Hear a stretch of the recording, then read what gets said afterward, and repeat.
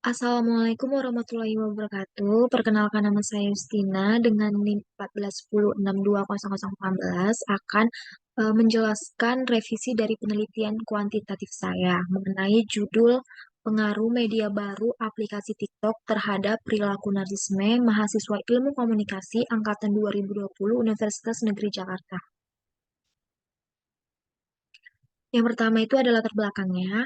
Perkembangan teknologi sangat dibutuhkan untuk menciptakan inovasi yang berguna untuk memberikan manfaat positif bagi kehidupan. Adanya internet mampu memberikan kemudahan bagi pengguna sebagai cara dalam berinteraksi dengan manusia.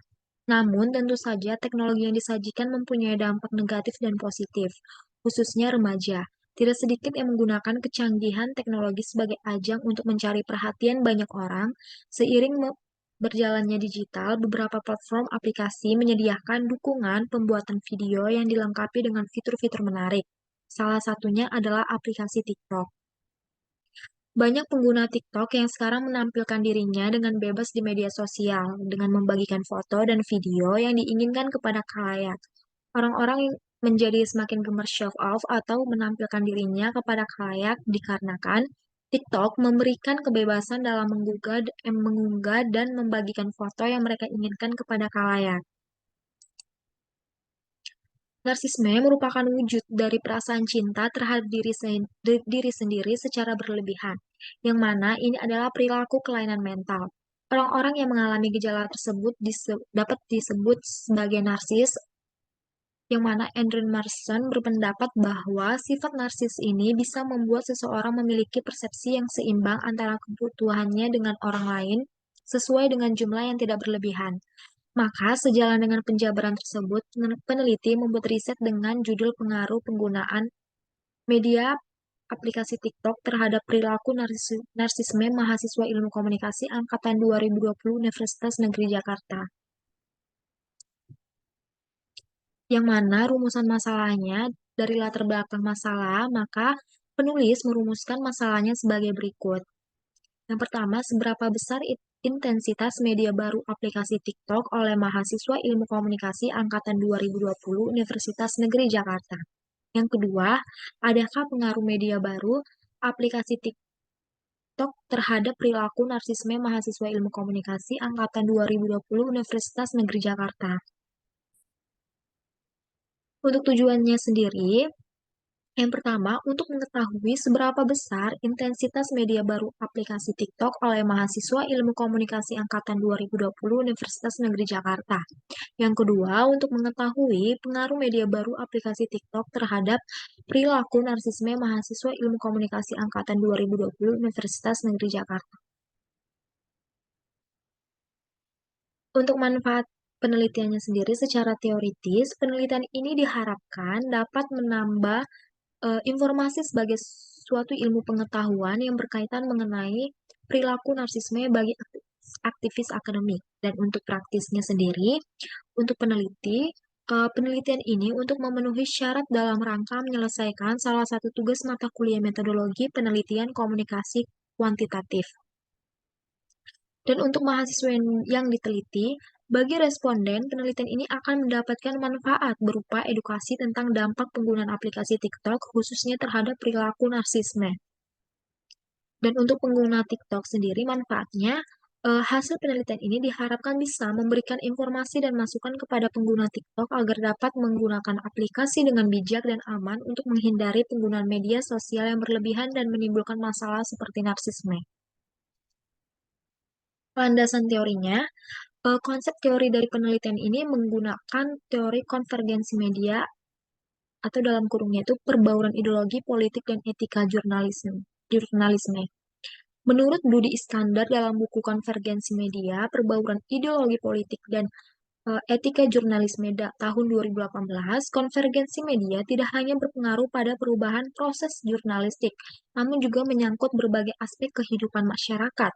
Aspek kehidupan tersebut mencangkup pola konsumsi media masyarakat, persepsi publik, penyebaran informasi, serta literasi medianya.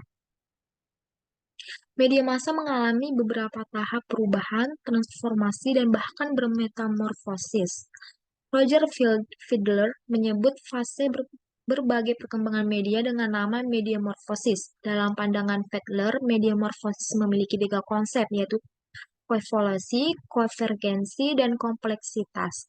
Ia mendefinisikan mediamorfosis sebagai transformasi media komunikasi yang biasanya ditimbulkan akibat hubungan timbal balik yang rumit antara berbagai kebutuhan yang dirasakan, tekanan persaingan politik, serta berbagai inovasi sosial dan teknologinya.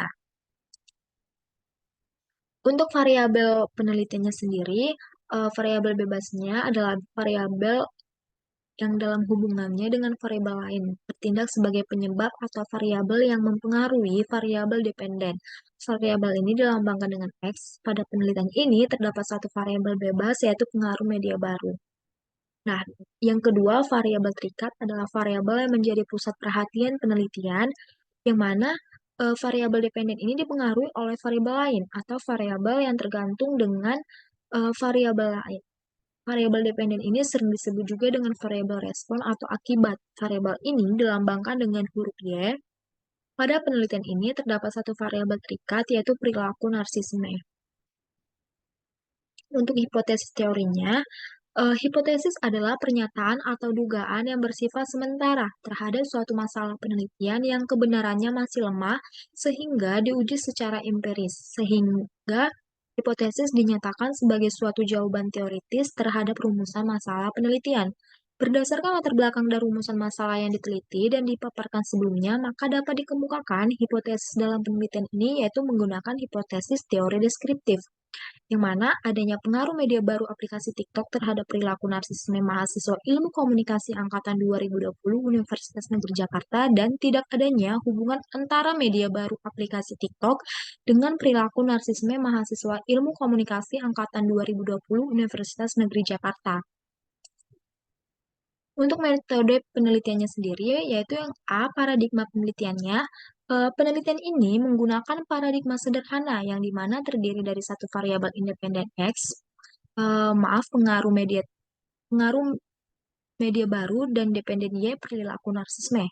Rumusan masalah dapat berbentuk deskriptif, yaitu bagaimana X dan bagaimana Y-nya. Dan untuk pendekatan penelitiannya, berdasarkan permasalahan dan tujuan penelitian yang telah dikemukakan, maka peneliti berusaha untuk mendapatkan informasi dan hasil uji perbedaan mengenai pengaruh media baru terhadap perilaku narsisme mahasiswa Ilmu Komunikasi Angkatan 2020 sehingga penelitian ini menggunakan pendekatan kuantitatif.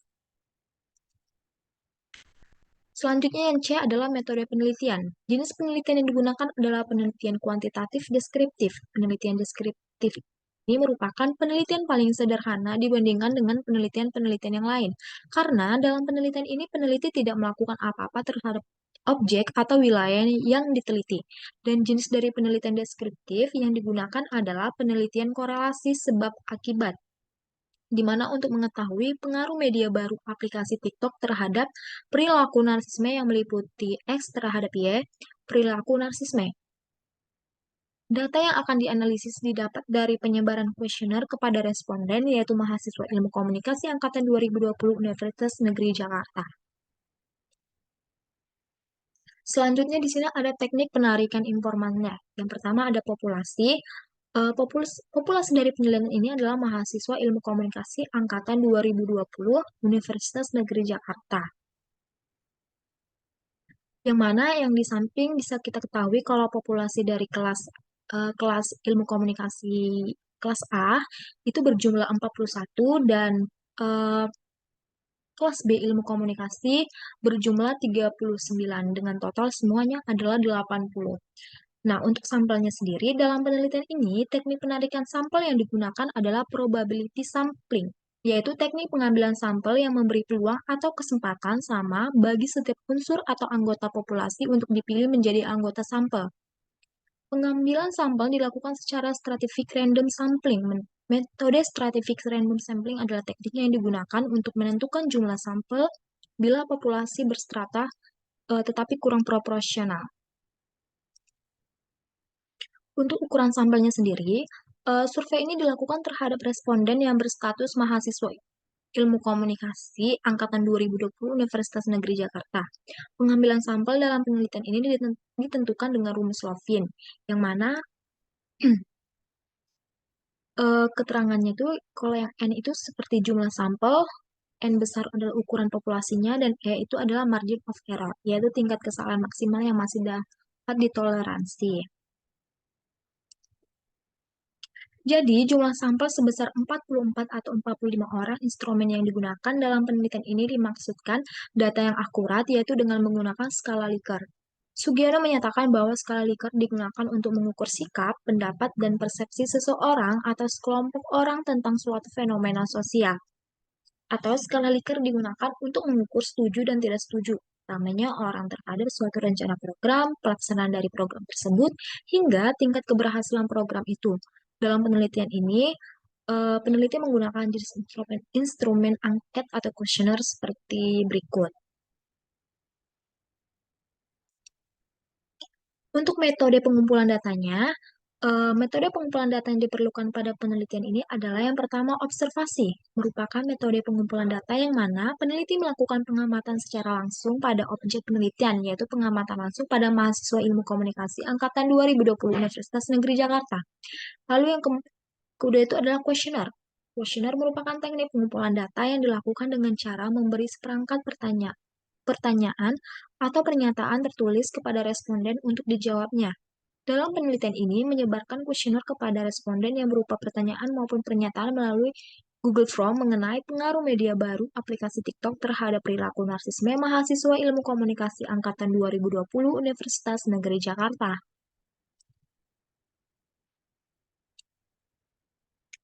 Sekian dari presentasi saya kali ini. Lebih kurangnya saya mohon maaf. Terima kasih.